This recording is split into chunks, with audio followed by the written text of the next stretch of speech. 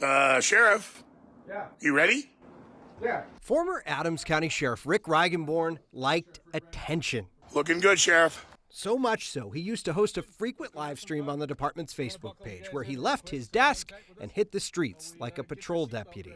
Make sure we got our lights running all the way around the car. Now the sheriff is getting a different kind of attention. Democratic Colorado Attorney General Phil Weiser charged the Democratic former sheriff and two of his commanders with felonies related to a scheme to falsify their own training records.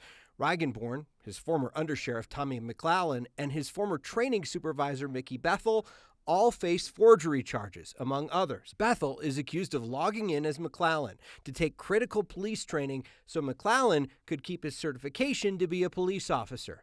Then there was another training in June of 2021. Investigators say Reigenborn and the others signed the training roster even though they never attended class, a class where they would have learned about arrest control and driving. Hold on. Let's see if we got a pursuit going. Okay. Which brings us back to those live streams.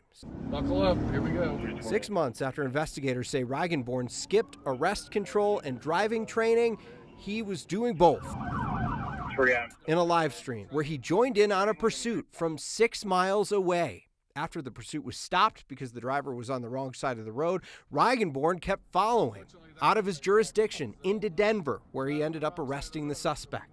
There he is. Where? On the next block. At the time, his office brushed off our questions about whether the sheriff was within policy when he joined the pursuit in an unmarked car with a civilian on board. Now it would appear the sheriff has more to answer for. And Reigenborn ended those live streams after that controversy over them. He announced that the department had signed a contract to be on the TV show Cops. He ended up losing the primary to keep his job later that year. McLallen and Bethel both left the department after they were placed on leave during the investigation into these training issues. Police officers are required to take 24 hours of annual in-service training each year to try to keep their certification. And if a department is found falsifying training records, they stand to lose grant funding from the state relating to that training, Tom. So there are penalties for the department as well as individuals? Yes. In this case, we'll see what happens because it's a new sheriff now in charge of that department. Obviously, a lot of those issues may have gone away, but it'll be interesting to see through the prosecution if anything happens to the department. Didn't you want to say there's a new sheriff in town? There's a new sheriff in town. Yeah, all right. Thanks for doing that. All right, Steve. Thank you.